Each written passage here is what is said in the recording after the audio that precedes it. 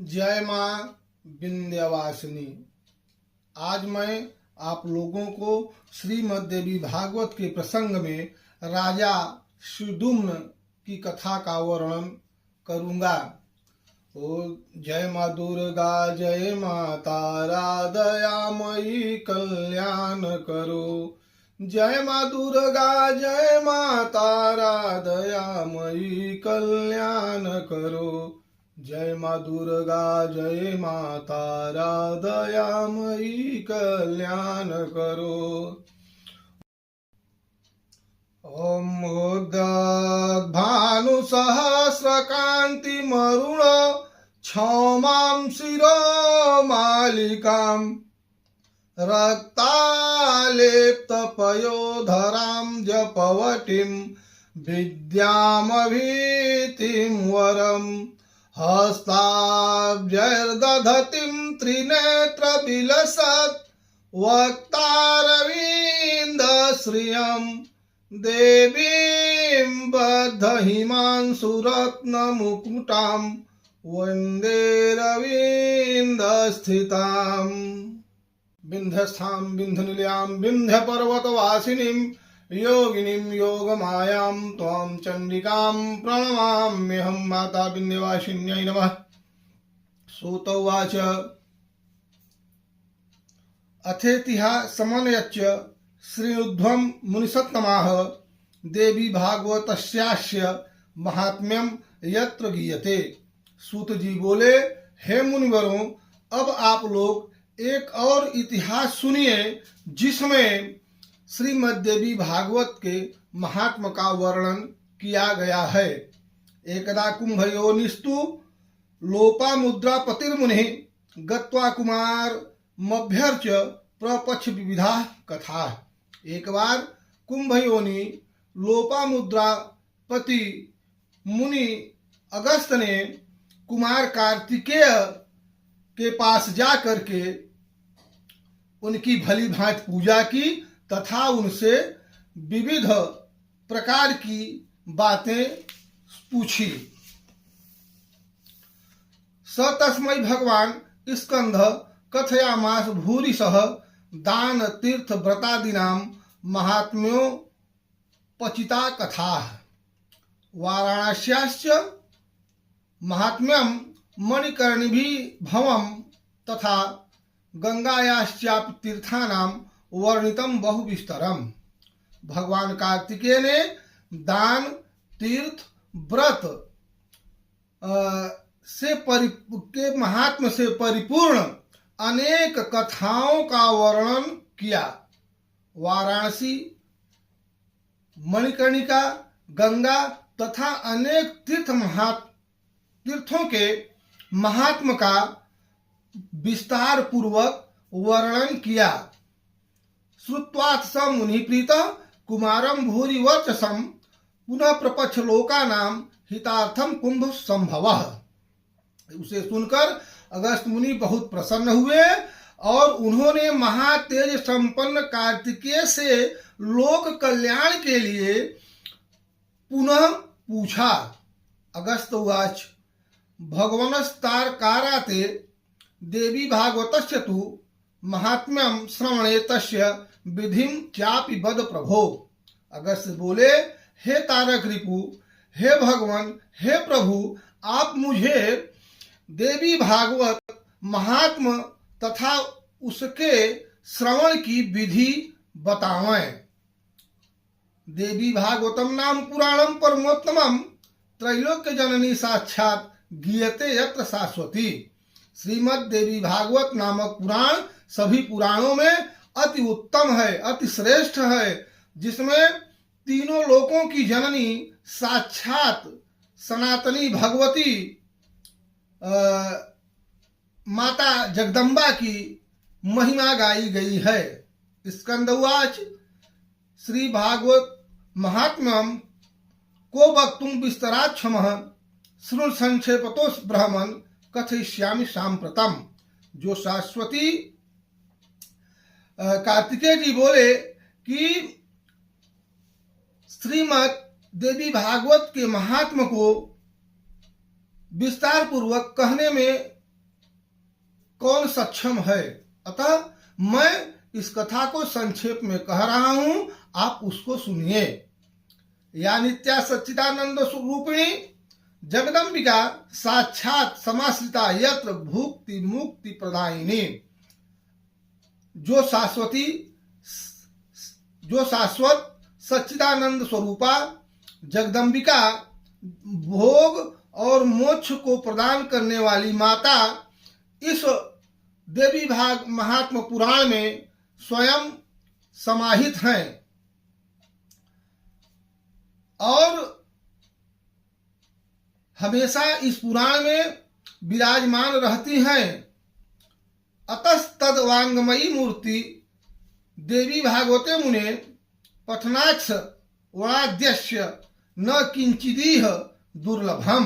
अतः हे मुने, यह देवी भागवत उन जगदम्बिका की वांगमयी मूर्ति है जिसके पढ़ने से अथवा सुनने से इस लोक में कि व्यक्ति के लिए कुछ भी कार्य असंभव नहीं रहता।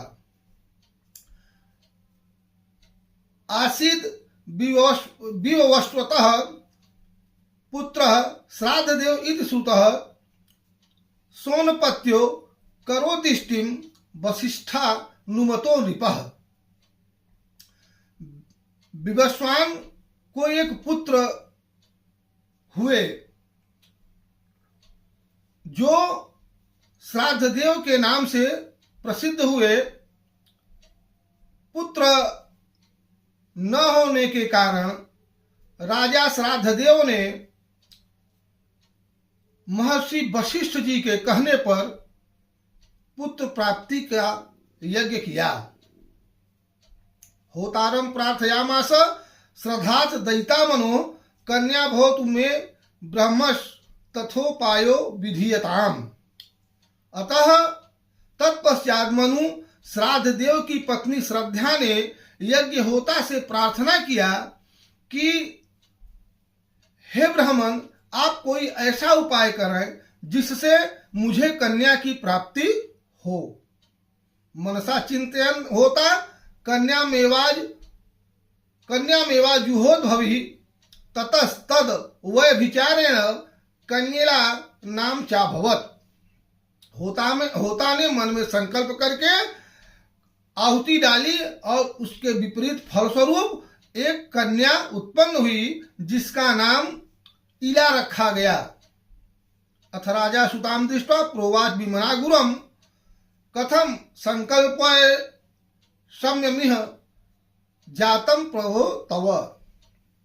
भगवान इसके बाद पुत्री को देख करके श्राद्धदेव उदास मन से महर्षि वशिष्ठ के पास गए और उन्होंने संकल्प के विपरीत कन्या कैसे उत्पन्न हो गई इसके बारे में कहा। तच्छ्रुत्वा स मुनिर्दध्यो ज्ञात्वा होतुर व्यतिक्रमम ईश्वरम शरणम यात इलाया पुंसत्व काम्यया। यह सुनकर महर्षि वशिष्ठ ने ध्यान लगाकर देखा तो होता का व्यतिक्रम जानकर इला को पुत्र बनाने के लिए वो भगवान के पास गए। मुने स्तपः प्रभावाच्य परेशानुग्रहात् तथा पश्यताम सर्व लोकाना मिला पुरुष ताम गात। मुनि के तप प्रभाव और भगवान की कृपा से इला नाम की लड़की देखते देखते पुरुष में परिवर्तित हो गई। गुरुना संस्कार सुदुम्नोथ मनोसुतः निधिर बभुव विद्या नाम सरितामिव सागर। इसके बाद गुरु वशिष्ठ ने पूर्ण रूपेण संस्कार करके उनका नाम सुद्युम्न रखा। वे मनुपुत्र सुद्युम्न सभी नदियों के निधान भूत सागर की भांति सभी विद्याओं में पारंगत हो गए, निधान हो गए। अथ कालेन सुदुम्न तारुण्यम समवाप्य च मृगयाथम वनम यातो हेमारुह सैंधवम। कुछ समय बीतने पर सुदुम्न युवा हुए और एक दिन सिंधु देशीय अश्व पर सवार होकर के आखेट के लिए वन में गए। वनाद वनानांतरम गच्छन् बहुभ्रमां सानुगः दैवादधस्ताद्धेमाद्रेह सकुमारो वनम ययौ। अपने सहचरों के साथ वे कुमार सुद्युम्न एक वन से दूसरे वन में भटकते रहे और फिर संयोगवश वह हिमालय के उस तलहटी में पहुंच गए जहां किसी समय कस्मिंश्चित् समय यत्र भार्या परिणया सह अरमः देवदेवस्तु शंकरो भगवान मुदा। जहां पर किसी समय भगवान शंकर अपनी पत्नी अपर्णा के साथ आनंद पूर्वक रमण कर रहे थे। तदा तु मुनयस्तत्र शिव दर्शन लालसाः आजग्मुरथ तान दृष्ट्वा गिरिजा व्रीडिता भवत। उस समय भगवान शंकर के दर्शन की अभिलाषी मुनिगण वहां आ गए और उन्हें देख करके माता पार्वती लज्जित हो गई। रममाणौ तु तौ दृष्ट्वा गिरीशौ संसित व्रताः निवृत्ता मुनयो जगमुर वैकुंठ निलयम तदा। तब शिव एवं पार्वती को रमण करते हुए देखकर उत्तम व्रत धारण करने वाले मुनिगण वहां से वैकुंठ धाम की ओर चल दिए। प्रियायाः प्रियमन विक्षिपो अरण्यम ससापः अद्यारभ्य विषेद्योत्र पुमान योषिद भवेदिति। तभी से अपने पत्नी माता पार्वती को प्रसन्न करने के लिए भगवान शिव ने उस अरण्य को श्राप दिया कि जो भी पुरुष इस अरण्य में प्रवेश करेगा वह स्त्री के रूप में परिणित हो जाएगा। तत आरभ्य तम देशम पुरुषा वर्जयन्ति ही तत्प्रविष्ट सुद्युम्नो बभूव प्रमदोत्तमा। स्त्री भूतान नुगानश्वम बड्याम बिच विस्मितः अथ सा सुंदरी योषा विचचार बने बने। तभी से पुरुषों ने उस वन में जाना त्याग दिया था और संयोगवश सुद्युम्न वहां पहुंचते ही एक लावण्यमयी स्त्री के रूप में परिवर्तित हो गए। अपने सभी अनुचरों को पुरुष से स्त्री तथा घोड़ों को घोड़ी बनते देख प्रद्युम्न आश्चर्यचकित हो गए। अब वह रूपवती तरुणी वन वन विचरण करने लगी। एकदा सा जगामाथ बुधस्याश्रम सन्निधौ दृष्ट्वा तम चारु सर्वांगी पिनोन तपयोधराम बिंबोष्ठिम कुंददसनाम सुमुखी मुत्पलेक्षणाम अनंगसर विधांगश्चकमे भगवान बुधः। एक बार वह बुध के आश्रम के समीप पहुंच गई। स्थूल तथा उन्नत सुंदर स्तनों वाली बिंब फूल के समान लाल ओठ वाली, कुंद फूल के समान श्वेत दांतों वाली सुंदर मुख तथा कमल के समान नयनों वाली उस सर्वांग सुंदरी तरुणी को देखकर कामदेव के बाणों से बिधे हुए अंगों वाले भगवान बुध उस पर मोहित हो गए। सापितम चक्र में शुभ्रु कुमारम सोमनंदनम तस्याश्रमे वास सिद्रम माला बुधेन सा। वह सुंदर भवों वाली युवती भी चंद्र पुत्र कुमार बुध पर आसक्त हो गई और बुध के साथ रमण करती हुई उनके आश्रम में रहने लगी। अथकालीन क्रियता पुरूरव समात्मजम स तस्याम जनयामास मित्रा वरुणा संभवः। हे महर्षि अगस्त्य, कुछ समय बाद बुध ने उस तरुणी से पुरूरवा नामक एक पुत्र को उत्पन्न किया। अथ वर्षेषु यातेषु कदाचित् सा बुधाश्रमे स्मृत्वा स्वम पूर्ववृत्तांतम दुखिता निर्जगाम। इस प्रकार बुध के आश्रम में रहते हुए कई वर्ष बीत जाने पर किसी समय उसे अपने पूर्व वृत्तांत का स्मरण हो आया और वह दुखित होकर आश्रम से चली गई। आज कथा यहीं तक। आगे की कथा आगे के वीडियो में मैं बताऊंगा।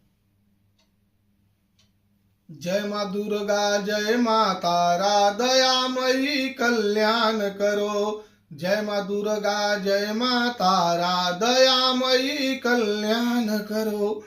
जय मां दुर्गा, जय मां तारा, दयामयी कल्याण करो। माता रानी सभी की मनोकामना पूर्ण करें, स्वस्थ रहें, सुखी रहें, समृद्ध रहें। इसी कामना से जय मां विंध्यवासिनी।